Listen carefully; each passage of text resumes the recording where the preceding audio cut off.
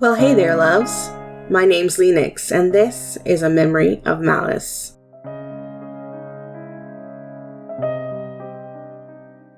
I meant for this episode to come out the day after Thanksgiving, at least for the US. So I chose a case with that theme. COVID came and just throat punched me, and that changed all my plans.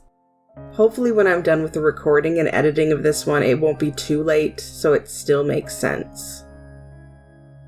First of all, I'd like to say that even when it's not a holiday, I'm really thankful for everyone who listens to my episodes. You all are the best. And my co-host, Razor, is thankful too. Right, Razor?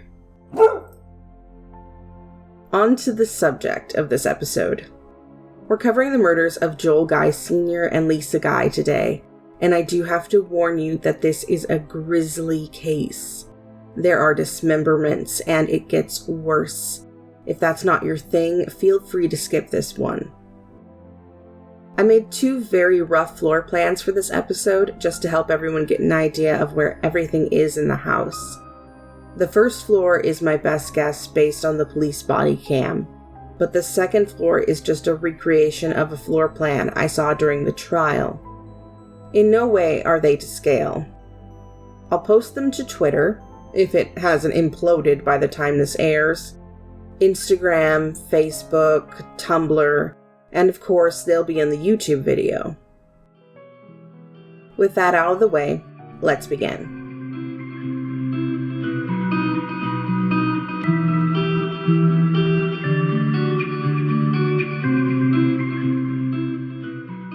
I like to frame every case, as much as possible, through the lens of the victims.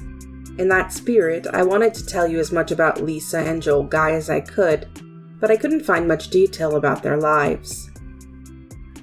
I can tell you that Joel and Lisa married in 1985, and that it was Joel Guy's second marriage. Joel Guy had 3 daughters from this previous marriage: Candace, Michelle, and Angela. In 1988, Joel and Lisa would have their son, Joel Guy Jr., known by his family as Joel Michael. Joel Guy Sr. was affectionately known as Mike by his friends and family. I also know that Lisa and Joel's marriage was a loving one, and their family life was also ideal. Not only was the relationship between the two of them a good one, but Lisa's stepdaughters adored her. Michelle would say that she was the kind of mother she always wanted to be. Not to be left out, Joel was adored by Michelle's twin Angela, who would even end up choosing her profession because of her father. There was really only one source of friction in the Guys' marriage, and that was Joel Jr. In the fall of 2016, 28-year-old Joel Michael Guy Jr. was living a life completely subsidized by his mother. He didn't have a job, though his roommate would testify that he'd worked at an unpaid internship once. There was no reason he didn't have a job, no mental or physical disability that barred him from work, and no criminal history that made him unemployable. He just preferred not to work. Joel Guy Sr. wasn't happy about this. He and Lisa would often argue over what to do about Joel Jr. Joel Guy Sr. felt like they should cut the cord, or at least give him less money so he would have to get a job. Lisa didn't want that, though. Joel Jr. would insist on privacy. No one in his family was allowed to have his Baton Rouge, Louisiana address other than his mother, and that was presumably so she could keep signing the checks. He was well known to be a loner who preferred to stay on the fringes of any family gathering. His roommate described that he would often stay in his room and game in solitude rather than socialize. Lisa didn't have to work. Joel Sr. made pretty good money, good enough for them to afford a very nice, big house in Knoxville, Tennessee. The whole purpose of Lisa's working was to give her paycheck to her son. A son who was so embarrassed by her accounting job that he lied to his roommate and said she was an optometrist. Everything came to a head when Lisa and Joel Guy Sr. sat down and decided to retire. They worked out their finances.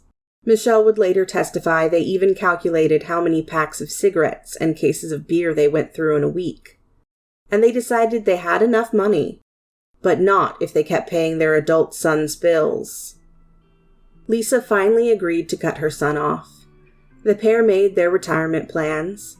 They sold their Knoxville home and bought Joel Guy Sr.'s family home in Burgonsville, Tennessee. They planned to move in after Thanksgiving and celebrate Christmas with the whole family there. And that's also when they planned to tell Joel Jr. that his money would be drying up. What's that saying about best laid plans again?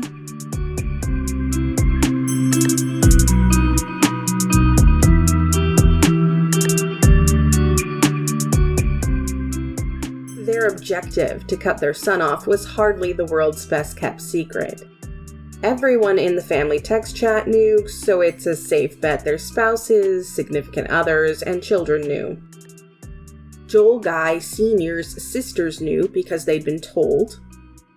What I'm trying to say is it doesn't sound like it was top secret intel. Not that it matters, because I'm certain Lisa told Joel Jr. what was going to happen. She hardly seems like the kind of mom who would spring that kind of thing on her only son on Christmas.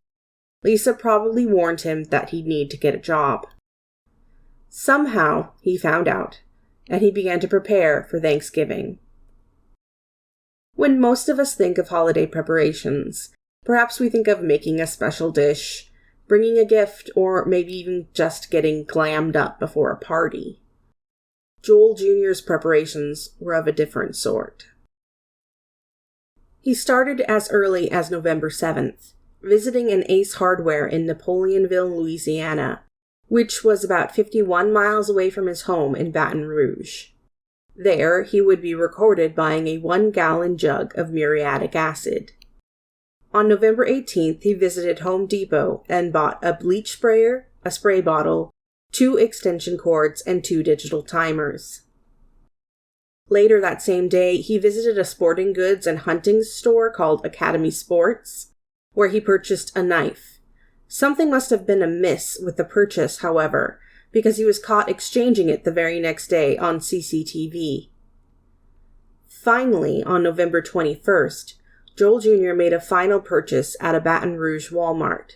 He was seen buying a 25-gallon blue plastic storage bin with gray handles.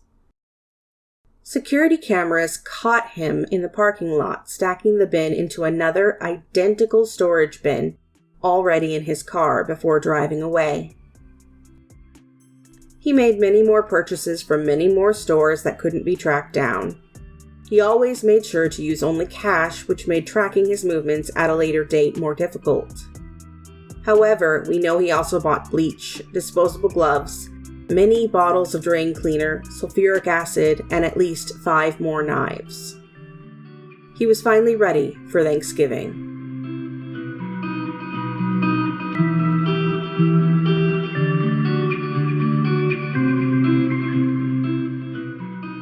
Candace, Angela, and Michelle had all planned to come to their parents for Thanksgiving in 2016, but life intervened.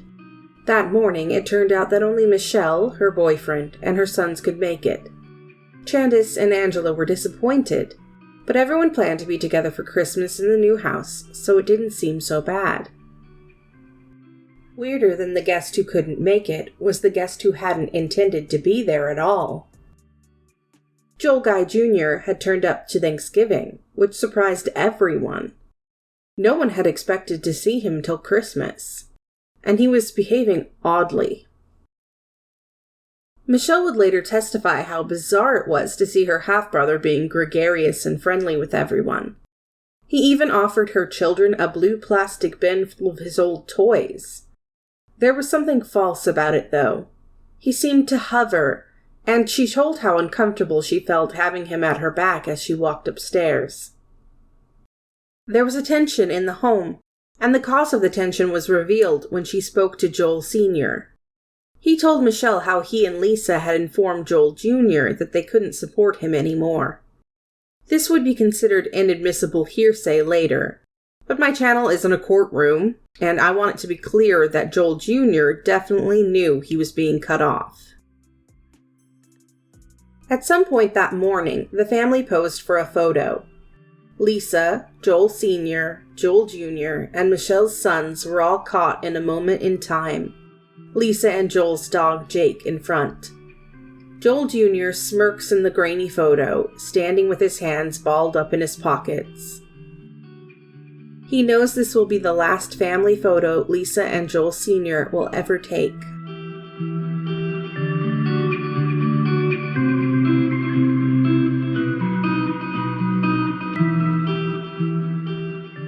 The rest of Thanksgiving passed in a normal, carefree fashion.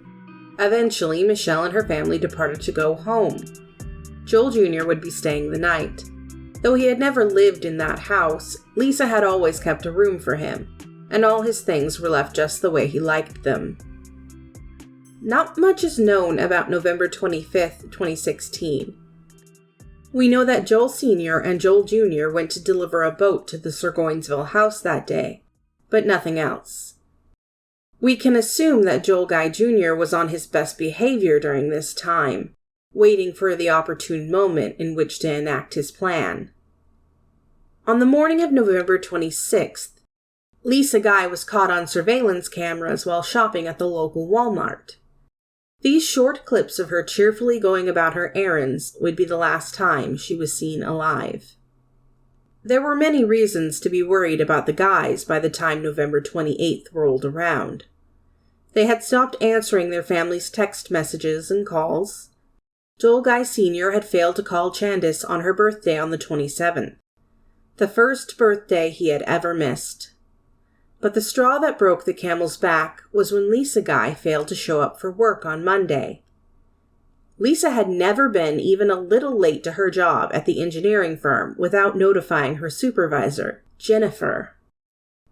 Jennifer knew that Lisa had planned to have lunch with some work friends to celebrate her retirement that day, and it really wasn't like her to miss something like that. Concerned, she called the Knoxville Sheriff's Department and asked them to do a welfare check. When the first officer arrived, nothing appeared overtly wrong. There were cars parked in the driveway, engines cold. He knocked and rang the bell and received no answer. A cursory glance over the back fence revealed a doghouse, and he whistled for a dog, but no dog appeared. Not seeing anything actionable, he left. Jennifer wasn't ready to give up. She called the sheriff's office again, and again asked them to do a wellness check. She knew that something was wrong, and she wasn't about to take no for an answer. This time, 4 Knoxville County officers arrived at the home, including the officer from before. Detective Stephen Ballard happened to be among them, and he began to notice some troubling things. The doorknob, the handle of the front door, was scratched up, but it also didn't seem to match the deadbolt. Usually when you buy front door hardware, it's sold in sets so that the colors match. But these didn't. When Ballard peered through a window, he could see grocery bags and cases of beer just littered around the foyer, like they'd been dropped there and forgotten. When the officers vaulted the back fence, they found something stranger. The back door was missing its handle, with only a hole where it had once been. The color of the deadbolt on the back door seemed to match the handle on the front door.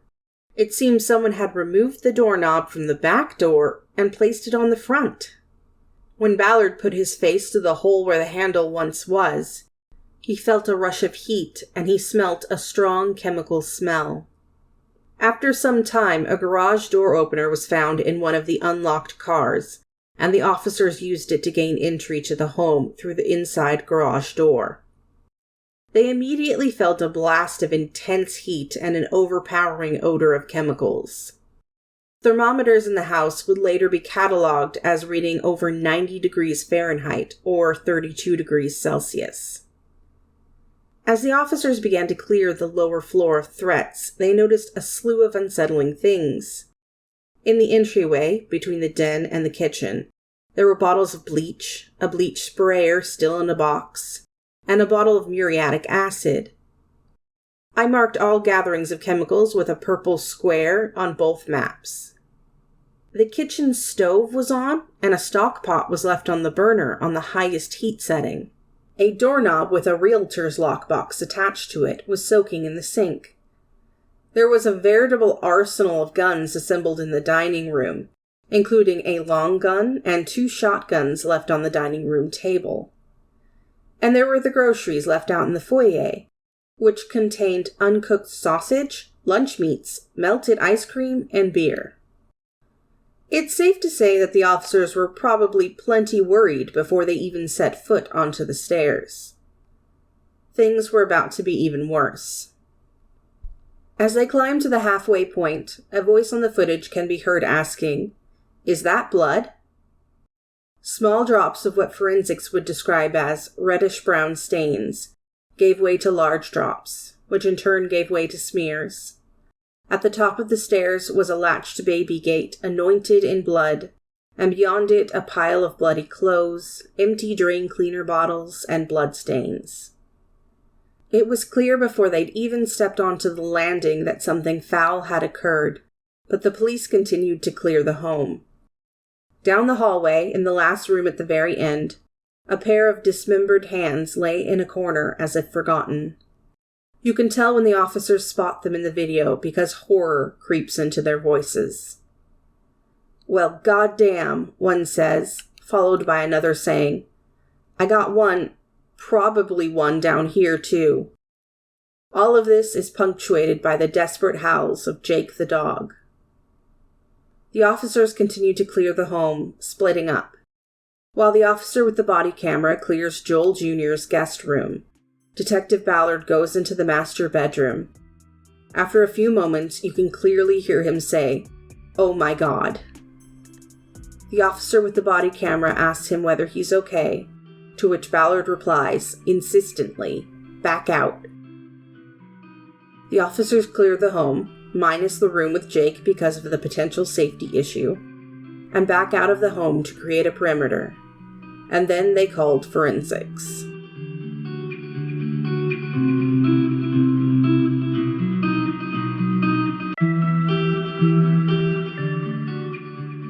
I don't know how to tell you what happened to Joel and Lisa without just telling you, but I'm warning you, it's ghastly. The hands found in the exercise room, which I marked with a red circle on the map, were Joel Guy Sr.'s. They were found in the back corner of the room, though it's often misreported that they were found in the doorway. Most of the rest of the bodies were found in the master bathroom, also marked with a red circle on my map. They were found in separate blue 25-gallon plastic bins, dismembered and dissolving in an unknown mix of chemicals. As far as I'm aware, the liquid was collected. You can see them collecting it in some of the evidence video, but I don't believe they ever released precisely what it was. That's if they tested it. It could be that they just don't want the public to know what it was, which, good. But we can guess from the crime scene evidence that it was an unholy mixture of drain cleaners. Some of you have probably already noticed the big red circle on my map of the first floor, and you've got an idea of what's coming next. At some point, I'm not clear when, investigators open the lid of that stock pot bubbling away on the stove. Inside, they discovered the head of Lisa Guy. Now that they had all the pieces of the guys, they did an autopsy. Or they did their best. The chemicals in the tub had done a lot of damage. From the little remaining skin on both bodies from their backs, they could tell that the guys had each received many injuries from a sharp implement or sharp force injuries. Because of the damage to the bodies, they could only be sure that Joel Guy Sr. had received about 42 sharp force injuries, many of which had caused blunt force trauma to his ribs, including completely severing several ribs, and one had severely damaged the bone in his shoulder, known as the scapula. As for Lisa Guy, she had 31 sharp force injuries. She had the same blunt force trauma to her bones caused by knife impact, including 9 severed ribs. It's hard to say if there were more stab wounds or trauma because the damage done was so severe. The bones in Joel Sr.'s arms were quite literally dissolving by the time they found him, so there could have been more damage that was just destroyed. I did read an Investigation Discovery article that said Lisa Guy was bludgeoned with an iron found at the scene, but there was absolutely no evidence of that mentioned in the medical examiner's report. So the police were momentarily baffled by who could do such an extraordinarily brutal crime. It didn't take much investigating to crack this one, though. The killer had left everything they needed to catch him at the crime scene.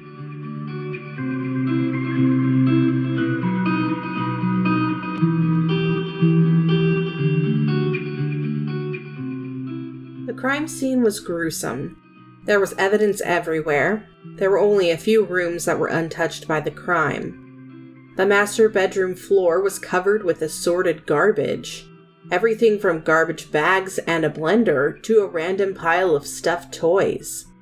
Blood soaked into the carpet of the home, and the liquid looked so thick that it almost looked painted on the exercise room wall in one corner. And there were full and empty jugs of chemicals all throughout the house. The crime scene investigators kept finding knives. There are 6 that I know of, and I've marked them with green X's on the map. At the bottom of that pile of clothing at the top of the stairs, they found a bloody stainless steel kitchen knife. There was another kitchen knife in the master bathroom sink, one in the storage room, and 2 bloody knives in the exercise room where the hands were found. But the last knife was found in the guest bathroom, and this is where things got interesting. The knife in the guest bathroom was a large hunting type of knife, marked with the letters USMC, or United States Marine Corps. I'm not sure if you're familiar with these knives, but the handles are made of stacked rounds of leather, like 5 or 6 per segment, then a spacer of metal, then another segment of leather rounds, etc. The reason I'm describing this is because the knife in the guest bathroom had a damaged handle, and 6 of the round leather spacers had fallen off. Strewn across this bathroom was also the evidence of someone's attempt at first aid.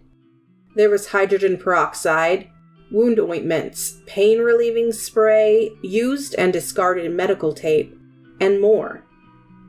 And on one corner of the bathroom counter was a gray Walmart bag containing a receipt.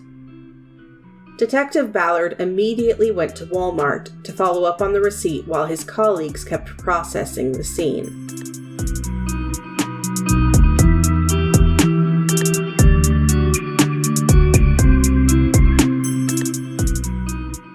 At the same Walmart where Lisa Guy had purchased her groceries on the 26th, Detective Ballard was reviewing the security cameras. During the investigation of the home, investigators found the receipt for Lisa's purchases, so he watched that footage first. Lisa seemed perfectly happy and content, and Ballard saw nothing suspicious in that footage. Next, he had the video for the second receipt queued up. They scanned to 3:25 p.m. later on that same day, and saw a man with bandaged hands buying medical supplies and red-skinned potato salad, before walking blithely out of the Walmart. That man was clearly Joel Guy Jr. So we know from this receipt that not only were his hands clearly injured, but he had left that receipt in the guest bathroom of the Guy house. Joel Jr. had to have been in a house that was a crime scene at the very least. But even more evidence would be found soon.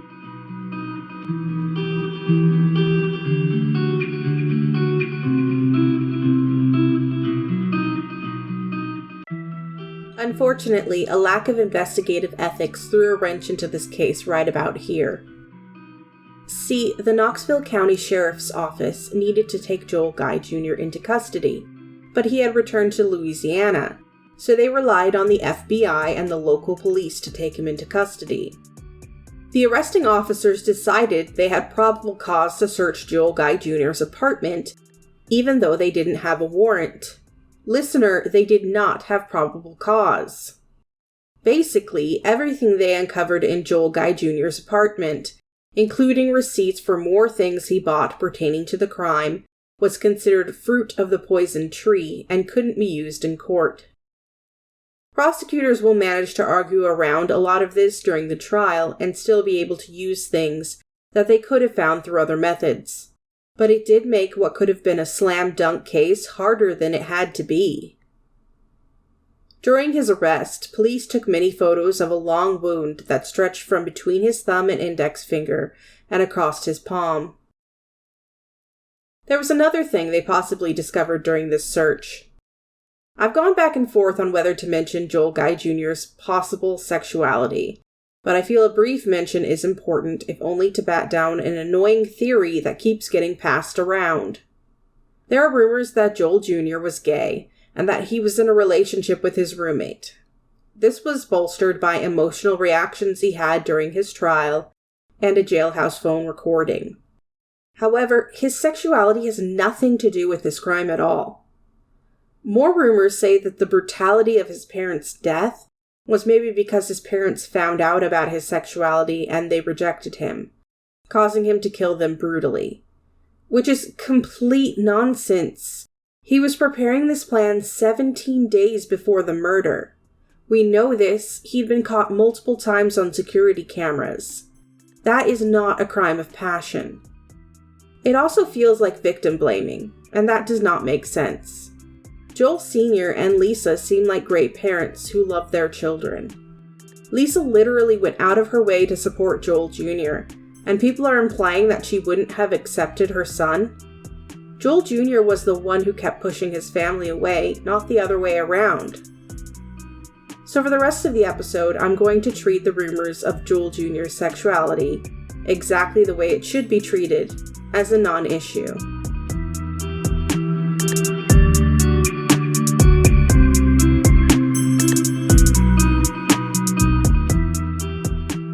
A few things were collected from the guest bedroom that Joel Jr. stayed in.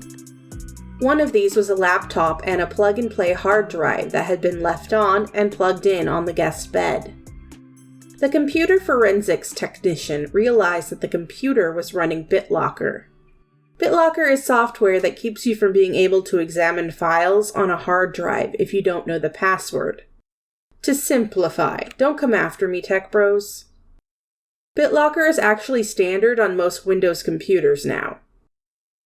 The computer was on and unlocked when they found it, and thus the technician carefully transported it back to their lab. However, halfway through copying the files, the computer blue-screened. It malfunctioned and shut down, and they weren't able to get any more information from it. I would have liked to have known what could have been found there, but that's all we know about it. The next item found is the most famous thing about this case.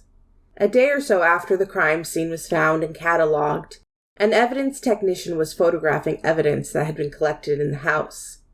One thing collected was a backpack.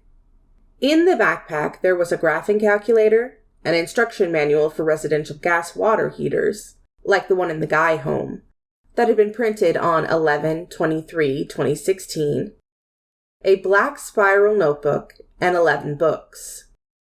Each of these books had Joel Jr.'s name written on the inside cover.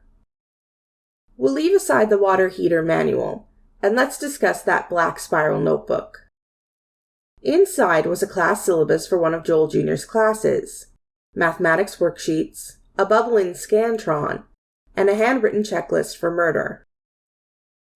Joel Guy Jr. prides himself on being very intelligent, but this dumbass had not only written a murder manifesto, he'd also literally left it at the crime scene.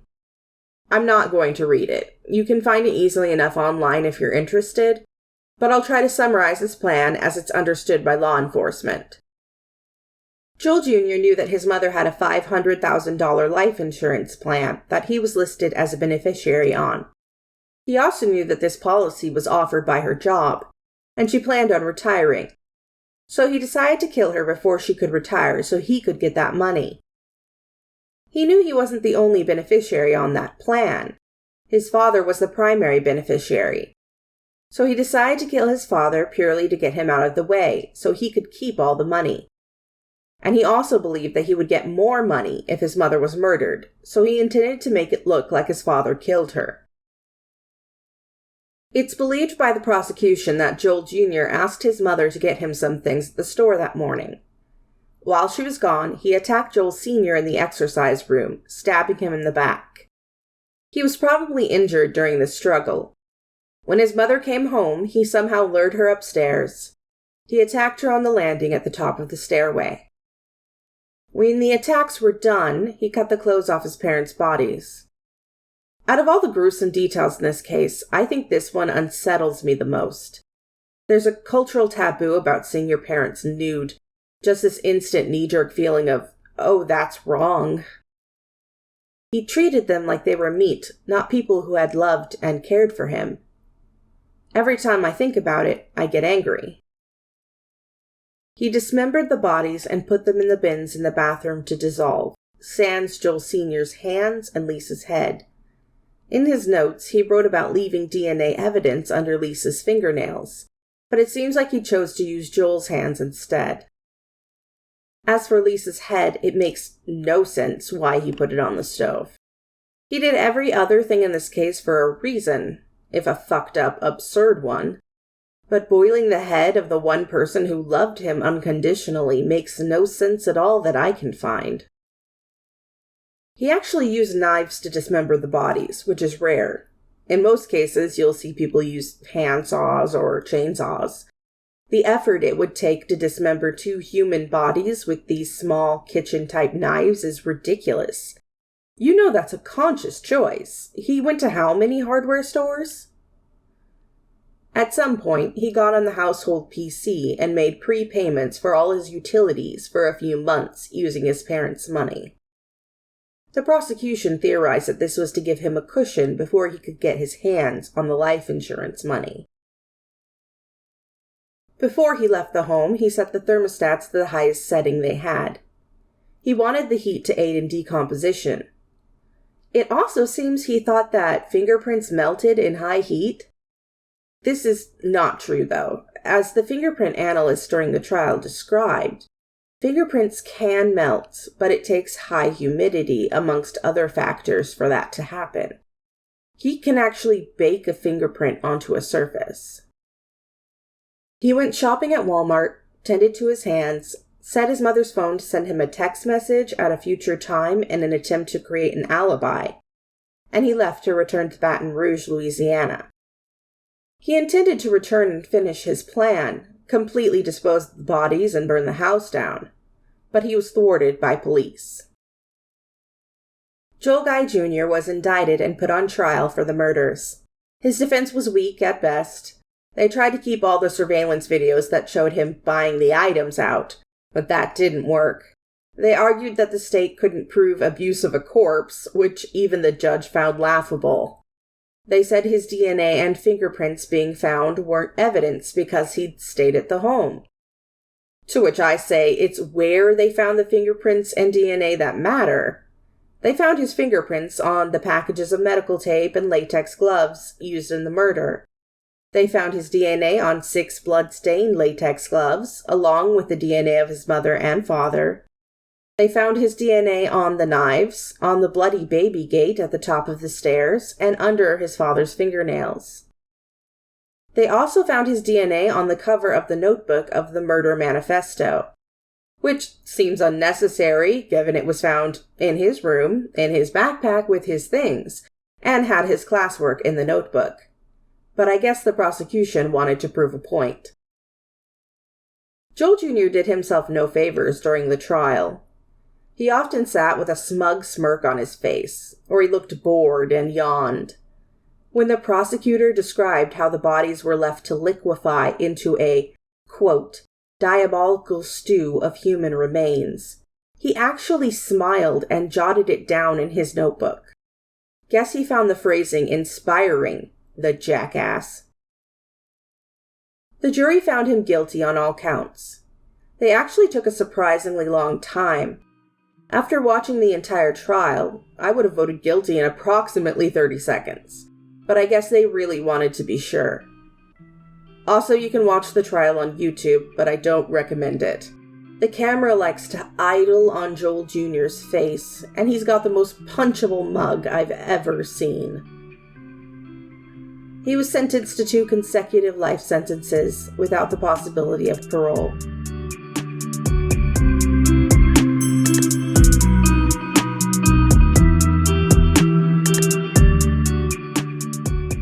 So you'd think this would be the end of this tragic story, but no. Even during his murder trial, Joel Jr. was making trouble. He literally sued to get his share of the life insurance even though he murdered his parents. You can bet that got shot down. He also threatened to gouge out his cellmate's eyes to try and get his cell to himself. And as of a few days ago, his attorneys have filed an appeal for a new trial. They believe that since Joel Guy Jr. had a room in his parents' home and a key, he qualified as a part-time resident.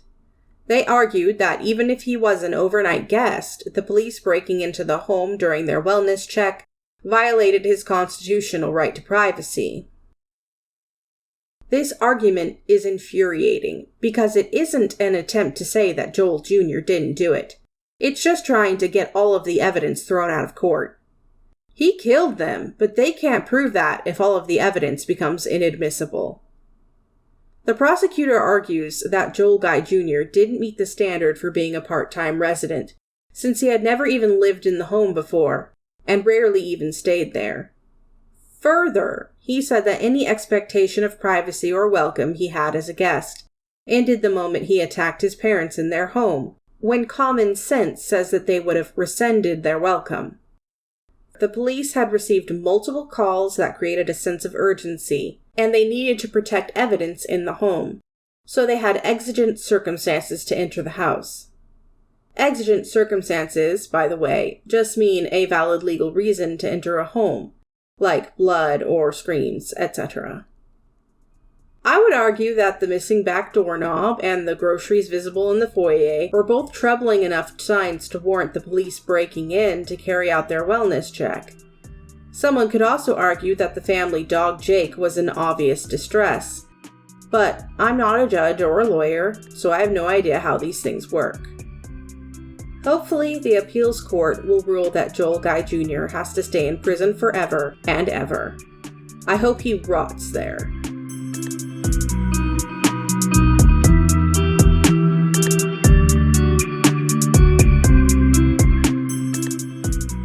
The real people who lost in this were the family, not Joel Jr. I don't think he gets to call himself family ever again.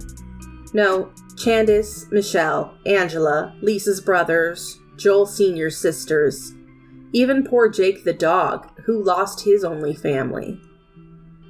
The victim impact statements in this case were heartbreaking and powerful, even though they were kept from making, quote, inflammatory statements towards the defendant. Alvin, Lisa's oldest brother, said that Lisa's love was taken by murder. He also said that Lisa and Joe were murdered. They were butchered, their bodies were desecrated, their spirits were forever harmed. He spoke of how his mother couldn't take the pain of learning of her daughter and son-in-law's murders, how she fell ill and died the day after their funerals. When Candace got her turn to speak, she spoke through tears of how her parents were good people. And they loved him. They loved him so much. She continued, "He has taken something from myself, from my children. Everyone in our family, he has taken something that we'll never get back." She spoke of her children and how they were scarred by everything that had happened, how they had nightmares, because of course they would. This whole case is nightmare fuel. When Angela got up, she told that she hadn't prepared to speak that day. "For 4 years, I felt like I've pushed it down like it's not actually happening." Her voice broke with tears as she continued. "But it's real, and they're gone, and my dad was my best friend, and I'll never get to hear his laugh again, or his just incredible hugs. I was robbed of having my father walk me down the aisle, and Lisa, my last mother on earth, was taken away. She was my best friend too. I want to love as strong as Lisa loved," Michelle said, and you could hear her voice vibrating with suppressed sobs. She was flustered and very upset. "My dreams were to spend the next 40 years at Christmas and Thanksgiving laughing with my parents. My dream was to hold my mom's hand, Lisa's hand, as she took her last breath. My dream was to hold my dad's hand as he took his last breath. People take moments like that for granted, but I wanted those moments with my whole soul." One of Michelle's remarks struck me deeply. I mourn terribly for my dad, I do. But I grieve and rage for Lisa. I cry for her because I wonder if when she realized the love of her life, the only son she had, the child she gave her entire life to, was about to murder her.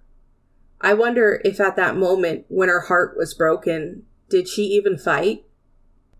That so perfectly encapsulates my feelings about this case. I'm sad about Joel Guy Sr.'s death, but in a distant, impersonal kind of way that you usually feel when you research these cases. But Lisa's death just gets to me. I think of all the ways she loved and supported her son. The way she worked for years just to give him her paycheck. The fact that he used her money to buy supplies to murder her. She gave him love, and he returned it with hate. One of the saddest parts of this case was learning from one of Joel Sr.'s sisters that Lisa was looking for a job in Surgoinsville.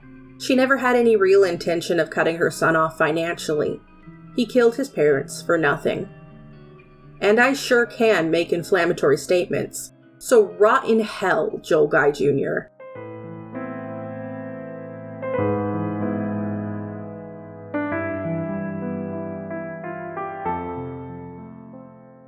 So that was that.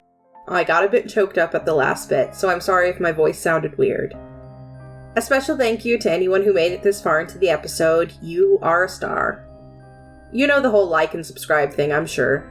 Patreon, Ko-fi, and social media links are in the description. I'm not quite sure where I'm going to migrate to if Twitter officially implodes, but I'll keep you posted. I sometimes post cute pictures of my dog Razor on the Instagram if that's your thing. Remember, stay safe and stay hydrated.